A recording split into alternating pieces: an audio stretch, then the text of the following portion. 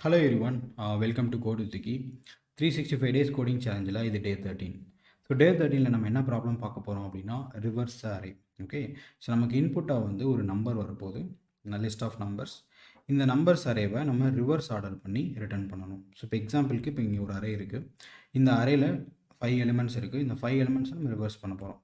So reverse பண்ணுறப்ப last அரேயில் இருக்க element first வரும் 17, அதுக்கு முன்னாடி இருக்கிறது 23, அதுக்கு முன்னாடி இருக்கிறது 8, அப்புறம் 5, அப்புறம் 12. ஸோ இதுதான் ரிவர்ஸ் பண்ணி நமக்கு அவுட்புட்டாக வர்றது. ஓகேவா? ஸோ இதை சால்வ் பண்ணுறது நிறைய பேர் பிகினர்ஸ் என்ன பண்ணுவோம் அப்படின்னா, நம்ம வந்து ஒரு புதுசாக ஒரு அரே க்ரியேட் பண்ணுவோம், நியூவாக ஒரு அரே க்ரியேட் பண்ணுவோம், நியூ அரே அப்படின்னு சொல்லிட்டு.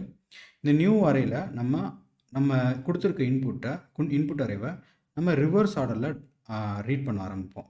லாஸ்ட்லேருந்து ஃபஸ்ட்டு வரைக்கும் நம்ம ரீட் பண்ணுவோம். அப்படி ரீட் பண்ணிக்கிட்டே வரும்போது நம்ம புது அரேயில் ஆட் பண்ணிக்கிட்டே வருவோம். ஸோ இப்போ நான் ரீட் பண்ணுறேன், 17லேருந்து ரீட் பண்ணேன், ஸோ 17 ஆட் பண்ணிட்டேன். அடுத்து 23 ரீட் பண்ணுறேன், 23 ஆட் பண்ணிட்டேன். ஸோ அடுத்து 8, அடுத்து 5, அடுத்து 12. ஸோ நான் அரே ரீட் பண்ணி முடிச்சிட்டேன். புது அரேயில் எனக்கு தேவையான ரிவர்ஸ் பண்ண அரே வந்து இருக்குது. ஸோ இதை நான் வந்து ரிட்டர்ன் பண்ணிடலாம். ஸோ இது வந்து ஒரு காமனான சிம்பிளான அப்ரோச். ஸோ இதில் வந்து என்ன ட்ராபேக் அப்படின்னா, நம்ம எக்ஸ்ட்ராவாக ஒரு அரே வந்து யூஸ் பண்ணுறோம். ஓகே, இந்த எக்ஸ்ட்ராவாக அரே யூஸ் பண்ணுறோம் இல்லையா, இது இல்லாமல் நம்ம சால்வ் பண்ண முடியுமா அப்படிங்கிறத நம்ம இந்த வீடியோவில் பார்க்கலாம். ஸோ இதுக்கு என்ன லாஜிக் நம்ம பண்ண போகிறோம் அப்படின்னா, ஸ்வாப் அப்படிங்கிற லாஜிக். ஓகேவா? ஸ்வாப்புங்கிறது என்னென்னா, நம்மக்கிட்ட 2 வேரியபிள் இருக்குது. ஓகேவா? A and B. ஏல 10 இருக்குது, பியில் 20 இருக்குது. இந்த ஏல இருக்க வேல்யூவை பிக்கு மூவ் பண்ணணும், பியில் இருக்க வேல்யூவை ஏக்கு மூவ் பண்ணணும். இதுதான் நம்மளோட கான்செப்ட். ஸோ இப்போ இந்த இடத்துல பாருங்கள், இந்த இடத்துல வந்து நமக்கு அரே இருக்குது. இந்த அரேவை நான் வந்து என்ன பண்ணுறேன்னா, ஃபஸ்ட்டில் இருக்க எலிமெண்ட் 12 இருக்கு இல்லையா, 12ஐயும் 17ஐயும் நான் ஸ்வாப் பண்ணுறேன். ஓகே, நம்ம அங்கேயே அதே அரேயில் வச்சுக்கிட்டு தான் நம்ம ஸ்வாப் பண்ணுறோம். ஸோ 17 வந்து ஃபஸ்ட்டு வந்துடும், 5, 8, 23லாம் அப்படியே தான் இருக்க போகுது. அடுத்து 12 வந்து கடைசி போயிடும். ஸோ இது பேசிக்காக என்ன நடந்திருக்கு அப்படின்னா, அரே ஆஃப் 0வும் ஓகேவா, அரே ஆஃப் 4ம் ஸ்வாப் பண்ணியாச்சு. நம்ம என்ன பண்ணியிருக்கோம், ஃபஸ்ட்டு ஸ்டெப்பில் ஃபஸ்ட் எலிமெண்ட்டையும் லாஸ்ட் எலிமெண்ட்டையும் ஸ்வாப் பண்ணியிருக்கோம். ஓகே, அடுத்த ஸ்டெப்பில் என்ன பண்ண போகிறோம் அப்படின்னா, அரே ஆஃப் 1ஐயும் அரே ஆஃப் 3ஐயும் நம்ம ஸ்வாப் பண்ணணும். கரெக்டாக? ஸோ அப்போ அடுத்த ஸ்டெப் என்ன, 5ஐயும் இந்த 23ஐயும் ஸ்வாப் பண்ண போகிறோம். ஸோ ஸ்வாப் பண்ணால் நமக்கு என்ன கிடைக்கும், 5 ஸ்வாப் பண்ணிட்டோம், 5, 8 அண்ட் 5 அண்ட் 12. ஓகே, ஸோ இப்போ இதில் ஏற்கனவே வந்து 17, 12 ஸ்வாப் ஆகி தான் இருக்குது. அதுக்கப்புறம் இந்த 5ஐயும் 23ஐயும் நம்ம ஸ்வாப் பண்ணுறோம். ஓகே, ஸோ இப்போ அடுத்த ஸ்டெப்பில் வந்து என்னது பண்ணுறோம் அப்படின்னா, அரே ஆஃப் 2ஐயும் ஸ்வாப் பண்ணுறோம். ஏன்னா அந்த ஃபஸ்ட்டு இருக்கிறது இப்படி இன்க்ரிமெண்ட் ஆகிட்டே போகுது, லாஸ்ட் இருக்கிறது இது பண்ணுறோம். ஸோ இப்போ ரெண்டும் ஒரே நம்பர் தான். ஸோ ஒரே நம்பராக இருக்கப்போ நம்ம ஸ்வாப் பண்ணணும்னு அவசியம் இல்லை. ஸோ எந்த பிரச்சனையுமே கிடையாது. ஸோ நம்ம பேசிக்காக ஃபஸ்ட்டில் ஆரம்பிக்கிற ஒரு பாயிண்டர், லாஸ்ட்டில் ஒரு பாயிண்டர் வச்சுக்கிறோம். அந்த 2 பாயிண்டரையும் நம்ம ஸ்வாப் பண்ணிக்கிட்டே வந்தோம் அப்படின்னா, ஒரு ஸ்டெப்பில் நம்ம வந்து மிட் எலிமெண்ட்டை ரீச் பண்ணிடுவோம். மிட் எலிமெண்ட்டை ரீச் பண்ணிட்டோம் அப்படின்னா நம்ம அதுக்கப்புறம் ஸ்வாப் பண்ண தேவையில்ல. ஸோ நம்ம கொடுத்த அரேவே நம்மளால் ரிவர்ஸ் ஆர்டரில் நம்மளால் ஸ்வாப் பண்ண முடியும். ஓகே, இதில் நமக்கு என்ன பெனிஃபிட் அப்படின்னா, நம்ம புதுசாக ஒரு அரே வந்து நம்ம க்ரியேட் பண்ணல. ஓகே, ஸோ இதுதான் லாஜிக். ஸோ இந்த லாஜிக்கை நீங்கள் கோட் பண்ணுங்கள். இந்த இடத்துல வீடியோவை பாஸ் பண்ணிவிட்டு இந்த லாஜிக்கு நீங்கள் கோட் பண்ணி பாருங்கள். இன்கேஸ் புரியலை, லாஜிக் சால்வ் பண்ண முடியலன்னா இதுக்கப்புறம் இருக்கிற வீடியோவை கண்டினியூ பண்ணுங்கள். இதுக்கப்புறம் நம்ம வந்து கோட் பண்ணுவோம். Okay guys, back to VS Code. So day 13க்கு நான் ரிவர்ஸ் அரே அப்படிங்கிற ஒரு ஃபைல் க்ரியேட் பண்ணியிருக்கேன்.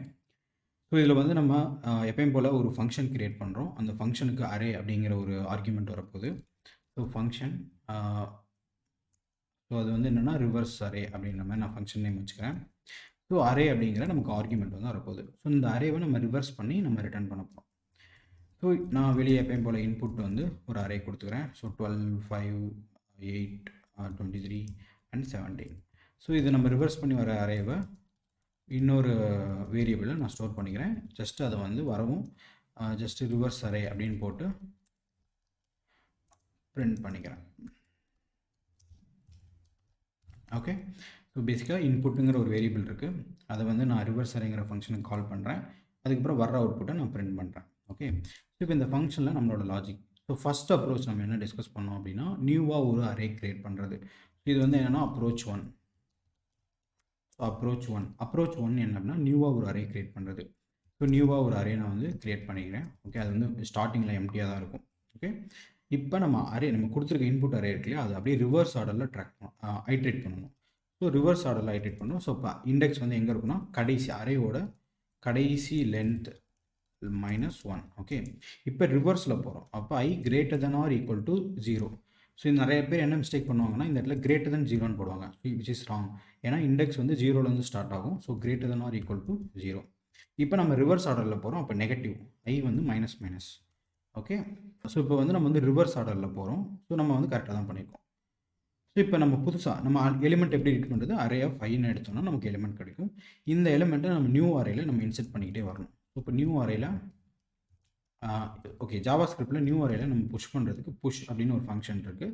அதில் நான் வந்து இன்செர்ட் பண்ணிட்டே வரேன். ஓகேவா, ஸோ இதை வந்து நான் என்ன பண்ணுறேன், ரிட்டர்ன் நியூ அரே. ஸோ நம்ம என்ன பண்ணியிருக்கோம், நியூவாக ஒரு அரே கிரியேட் பண்ணியிருக்கோம். நம்ம கொடுத்துருக்க இன்புட் அரேவை ரிவர்ஸ் ஆர்டரில் எடுக்கிறோம். ரிவர்ஸில் வர்றதை நம்ம புது அரேயில் ஆட் பண்ணிக்கிட்டே வரோம். வேறு எந்த ஒரு லாஜிக்குமே கிடையாது. ஸோ இப்போ நம்ம கொடுத்துருக்க இன்புட்டுக்கு வந்து அவுட்புட் என்னன்னு பார்க்கலாம். So note 13. Okay guys, sorry, நான் இந்த மிஸ்டேக் எப்போயுமே பண்ணிகிட்ருக்கேன். ஸோ இங்கே வந்து இன்புட் வந்து கொடுக்கணும், வேரியபிள் நேம் தப்பாக கொடுத்துட்டேன். ஸோ இப்போ நான் வந்து ரன் பண்ணுறேன். ஸோ எனக்கு வந்து ரிவர்ஸ் பண்ணது வந்து 17, 23. ஸோ இந்த ஆர்டரில் எனக்கு வந்து வந்திருக்கு. ஓகே, ஸோ இது வந்து அப்ரோச் ஒன் வந்து நம்ம வந்து இன்எஃபிஷியன்ட்னு சொன்னோம். ஏன்னா நம்ம புதுசாக வந்து ஒரு அரே கிரியேட் பண்ணுறோம், அது வந்து தப்பு. ஓகே, நம்ம வந்து புதுசாக இப்போ அரே இல்லாமல் நம்ம ஸ்வாப் யூஸ் பண்ணி நம்ம பண்ண போகிறோம். ஓகே, அப்ரோச் டூ என்ன அப்படின்னா, நம்ம ஏற்கனவே இருக்கிற அரேவை அப்படியே நம்ம ஸ்வாப் பண்ணுறோம். ஸோ ஃபஸ்ட் எலிமெண்ட்டையும் லாஸ்ட் எலிமெண்ட்டையும் நம்ம ஸ்வாப் பண்ணுறோம். அதுக்கப்புறம் ஃபஸ்ட்டுக்கு அப்புறம் இருக்குது அந்த மாதிரி போயிட்டே இருக்கும். இப்போ ஃபஸ்ட் எலிமெண்ட்டை நம்ம வந்து ஸ்டார்ட் அப்படின்னு வச்சுக்கிறேன். ஸோ எலிமெண்ட் வைக்க போகிறதில்ல, நம்ம இண்டெக்ஸை தான் வைக்க போகிறோம். ஸோ அதனால தான் நம்ம அதை பாயிண்டர் அப்படின்னு சொல்கிறோம். ஸோ நம்ம ஃபஸ்ட் எலிமெண்ட்டை பாயிண்ட் பண்ணணும்னா அதோட இண்டெக்ஸ் வந்து 0ன்னு இருக்கணும். லாஸ்ட் எலிமெண்ட்டை பாயிண்ட் பண்ணணும் அப்படின்னா அதோட இண்டெக்ஸ் வந்து அரே டாட் லென்த் -1. ஓகேவா, ஸோ அப்போ தானே லாஸ்ட் இண்டெக்ஸை பாயிண்ட் பண்ணியிருக்கு.